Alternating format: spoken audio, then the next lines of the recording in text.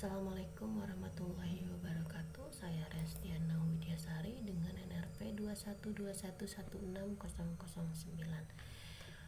Saya dari program Desain Komunikasi Visual. Pada kesempatan kali ini saya akan menjelaskan tentang mind mapping atau peta konsep yang telah saya buat mengenai tema yaitu komunikasi.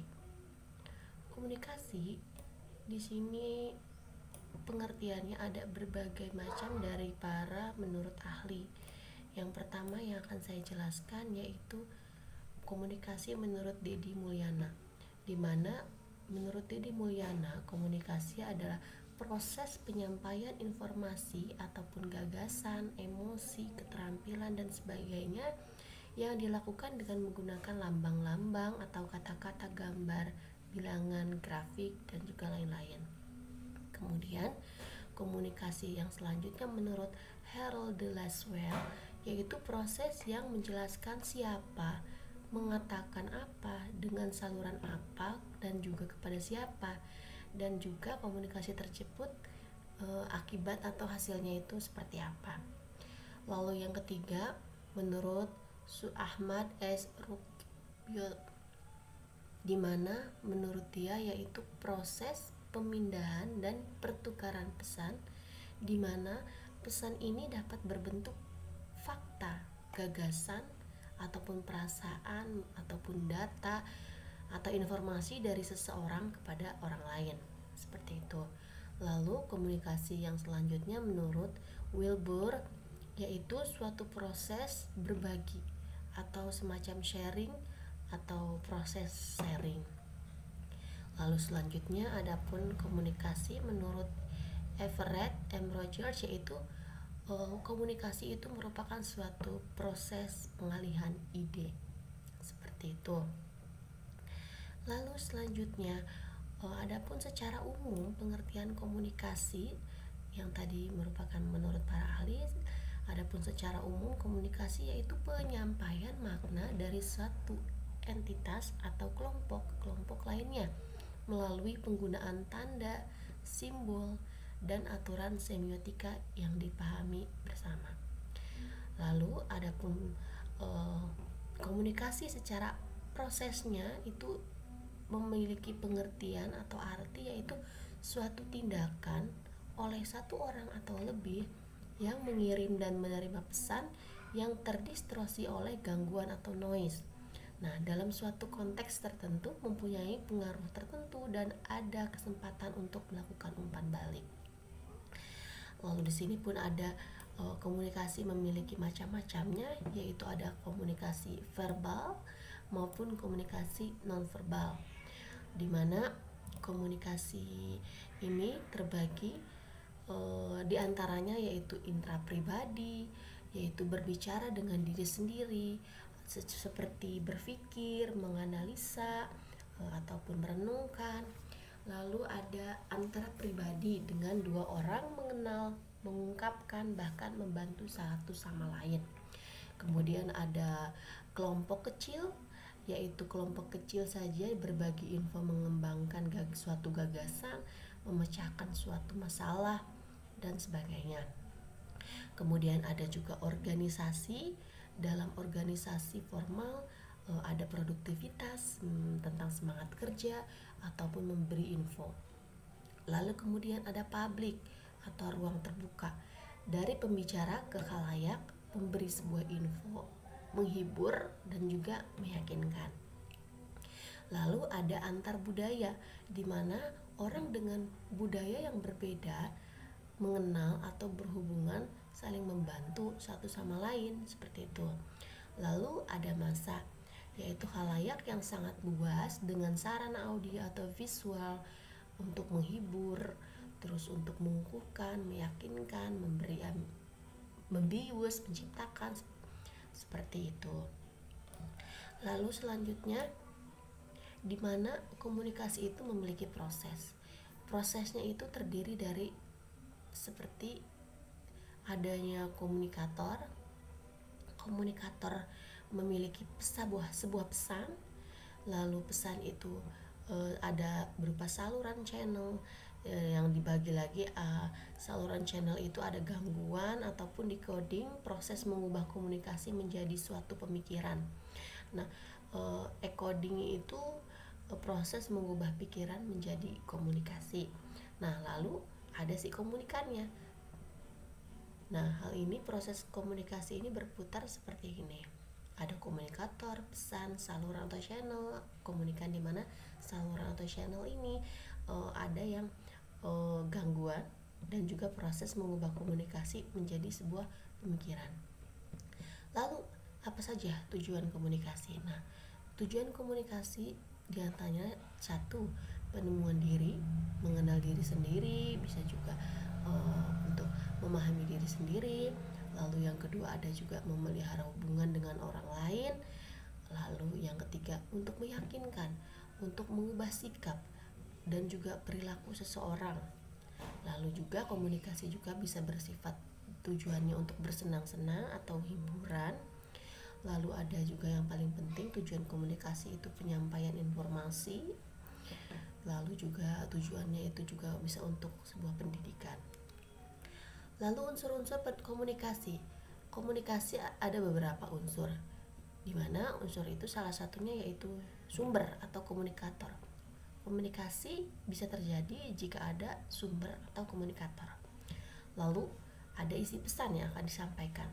Kemudian ada medianya, media atau saluran atau channel seperti itu. Lalu juga ada penerima atau komunikan.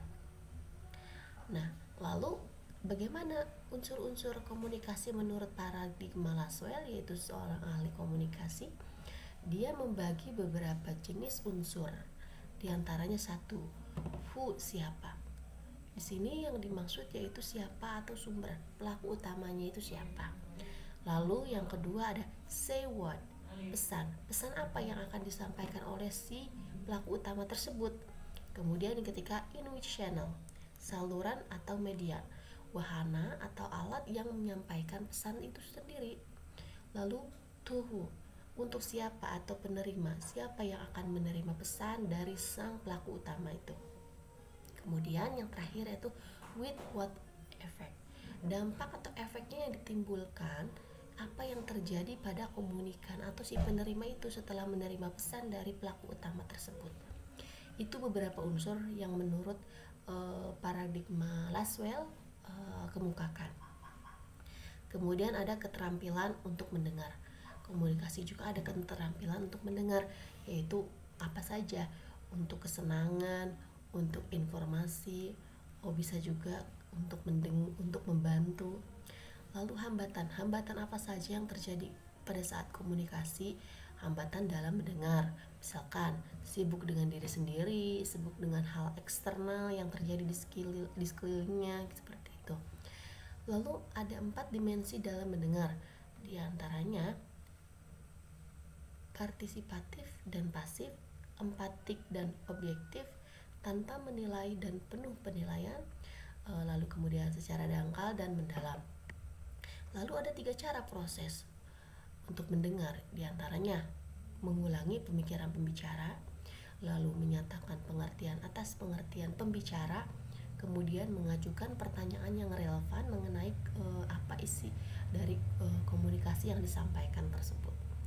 Lalu ada juga etika cara berkomunikasi itu harus apa? Di antaranya harus cara berbicaranya harus baik atau mungkin menggebu-gebu sehingga menimbulkan efek yang berbeda pada penerima komunikasi. Lalu mendengar dengan baik merupakan salah satu etika berkomunikasi. Lalu kemudian cara mengamatinya bisa dalam konteks yang berbeda-beda. Lalu kemudian menjaga sikap selama berkomunikasi, misalkan bahasa tubuh agar tidak mengganggu si komunikasi itu sendiri. Lalu selanjutnya komunikasi massa. Komunikasi pun ada beberapa bagian, yaitu yaitu komunikasi massa. Apa itu komunikasi massa? Ada beberapa pengertian menurut para ahli, diantaranya menurut Mulyana, yaitu komunikasi massa yaitu seseorang yang berbicara dengan khalayak yang tidak dikenali, seperti itu. Lalu kemudian ada Ruben. Komunikasi massa merupakan komunikasi yang diciptakan dan disebarkan oleh suatu organisasi untuk dikonsumsi. Nah, kemudian ada definisi menurut Bittner, di mana suatu komunikasi pesan lewat media massa. Media massa itu ada macam-macam jenisnya. Lalu definisi selanjutnya itu menurut Devler dan Dennis. Komunikasi massa merupakan suatu untuk menyebarkan, komunikasi untuk menyebarkan pesan-pesan luas secara terus-menerus, sehingga menciptakan makna yang diharapkan dan juga memberikan efek untuk mempengaruhi. Lalu komunikasi massa memiliki unsur-unsur. Unsur-unsur diantaranya yaitu sumber, halayak, pesan, proses, konteks, dan juga media. Komunikasi massa juga memiliki sebuah karakteristik, di mana berkarakter diantaranya untuk halayak luas, berkarakter media massa. Komunikasi massa itu juga bersifat umum, lalu sangat cepat, lalu satu arah, biasanya memiliki karakter satu arah, lalu terencana dan terorganisasi, memiliki berkala, lalu berbagai aspek. Komunikasi massa pun memiliki beberapa faktor. Faktor diantaranya yaitu industri berubah dan berkembang, peraturan dan norma-norma yang menghubungkan institusi dengan masyarakat dan institusi dengan sosial. Lalu faktor selanjutnya sumber kekuatan yang ada di balik atau informasi atau komunikasi tersebut. Kemudian faktor yang selanjutnya menampilkan semua peristiwa. Lalu ada juga faktor selanjutnya yaitu pengembangan kebudayaan. Komunikasi massa pun memiliki beberapa kewajiban yang harus dilaksanakan. Kewajiban media massa itu apa saja? 1. Membuat undang-undang pers. Yang kedua, menegakkan supremasi hukum. Lalu yang ketiga, melaksanakan sosialisasi. Lalu kesadaran akan hak asasi manusia, menghormati privasi, tidak mengumbar kekejaman fisik dan seksual, tidak menerima suap, melayani hak jawab, melayani hak koreksi, menghormati norma dan agama. Lalu kemudian asas praduga tak bersalah. Lalu komunikasi massa pun memiliki nilai berita yang harus dijalani, yang harus bernilai. Berita itu harus bernilai seperti apa yang dimiliki komunikasi massa tersebut. Nilai berita yang harus diterapkan pada komunikasi massa yaitu magnitude, di mana seberapa luas atau pengaruh dari suatu komunikasi atau informasi tersebut. Yang kedua, signifikan, seberapa pentingnya suatu berita atau informasi yang akan disampaikan tersebut, yang akan disampaikan oleh nilai berita tersebut. Lalu yang ketiga, actually, tingkat aktualitas suatu peristiwa dari berita itu sendiri. Lalu proximity, kedekatan peristiwa antara, tentu saja antara si berita tersebut dengan si komunikan yang akan menerima informasi atau berita tersebut. Lalu prominence, akrabnya peristiwa. Lalu clarity atau suatu kejelasan dari nilai berita tersebut. Lalu kejutan atau surprise, di mana biasanya nilai berita yang memiliki kejutan surprise memiliki magnet tersendiri sehingga membuat audiens merasa tertarik. Lalu nilai berita juga harus berdampak atau impact, biasanya juga memiliki konflik personal. Nah, yang paling unik akhir-akhir ini mungkin nilai beritanya itu human interest. Human interest itu apa saja? Biasanya tentang ketegangan atau suspense, lalu keanehan atau ketidaklaziman, lalu minat, pribadi, personal interest, konflik, lalu simpati, kemajuan, seks, ataupun juga binatang. Kemudian ada juga prinsip komunikasi. Prinsip komunikasi itu apa saja yang harus diketahui dari prinsip komunikasi, diantaranya yaitu clarity, objective, understanding the receiver, konsistensi, completeness, feedback, dan of time. Dimana clarity ini adalah clarity di sini juga sama dengan membuat suatu yang clear ataupun membuat seperti kejelasan dalam suatu komunikasi atau berita. Objektif, bersifat objektif. Lalu kemudian understanding, di sini sama halnya dengan nilai berita itu sendiri, sifatnya sama dengan prinsip komunikasi itu sendiri. Lalu kemudian ada juga prinsip komunikasi menurut para ahli, yaitu menurut Deddy Mulyana, di mana proses komunikasi ini, prinsip komunikasi ini yang pertama yaitu adanya proses simbolik, di mana simbol itu simbol sesuatu yang digunakan untuk menunjuk sesuatu lainnya berdasarkan kesepakatan sekelompok orang, atau dapat juga berupa kata-kata verbal ataupun non-verbal, juga kategori tanda dalam ilmu semiotika yang memiliki sifat seberang, sewenang-wenang, tidak bermakna tapi diberi makna, dan juga bervariasi. Jadi pada awalnya sebetulnya tidak memiliki makna, lalu kemudian diberi makna dan juga bisa bervariasi sifatnya. Lalu yang kedua, setiap perilaku mempunyai potensi komunikasi, di mana misalnya suatu gerakan tubuh, ekspresi wajah seseorang itu bisa dimaknai oleh orang lain menjadi stimulus. Nah, seperti itu. Lalu punya dimensi isi dan juga hubungan. Isi disandi secara verbal dan menunjukkan muatan komunikasi. Hubungan disandi secara non-verbal dan menunjukkan bagaimana cara mengatakan sekaligus mengisyaratkan bagaimana hubungan tiap peserta komunikasi tersebut. Seperti itu. Lalu selanjutnya yaitu berlangsung dalam berbagai tingkat kesengajaan. Apa maksudnya? Yaitu mulai dari kesengajaan rendah, artinya komunikasi itu bersifat tidak direncanakan dan betul-betul disengaja. Pihak komunikan mengharapkan respon dan berharap tujuannya itu tersampaikan. Lalu konteks ruang dan waktu.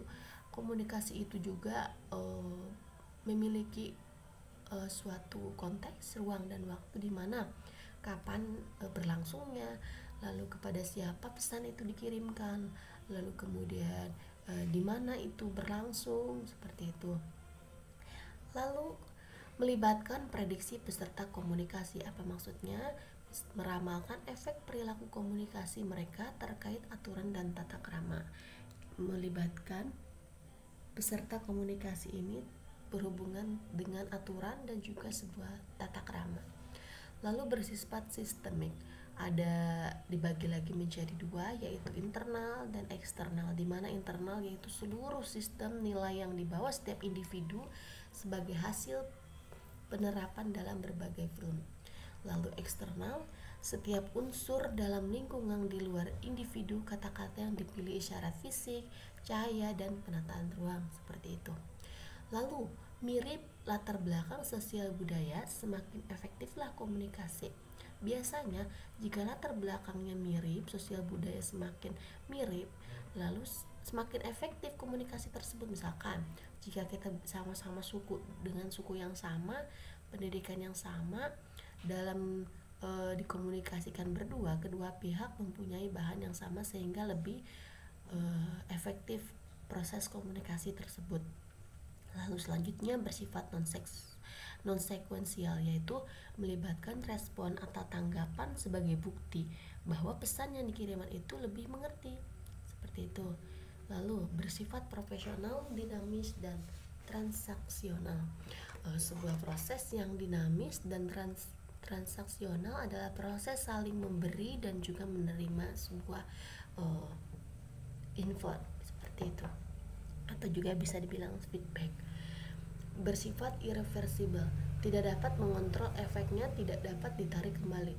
Sebuah komunikasi bersifat tidak dapat di kontrol efeknya, tidak dapat ditarik lagi. Misalkan kita menyakiti perasaan orang lain dengan kata-kata kita, itu efeknya itu tidak bisa ditarik kembali, dan juga kita tidak bisa mengontrol efeknya apa yang akan terjadi kepada sang penerima komunikasi seperti itu. Lalu komunikasi itu juga bersifat bukan obat panacea atau untuk menyelesaikan masalah. Komunikasi juga itu sebetulnya bukan suatu proses untuk menyelesaikan berbagai masalah. Dibutuhkan usaha, bukan hanya sekedar komunikasi aja. Jadi komunikasi itu bukan obat yang mujarab untuk menyelesaikan suatu masalah. Jadi butuh effort lebih untuk menyelesaikan masalah selain hanya komunikasi. Nah, seperti itu penjelasan peta konsep yang telah saya ringkas, yang telah saya buat pada kesempatan kali ini. Terima kasih telah menonton. Wassalamualaikum warahmatullahi wabarakatuh.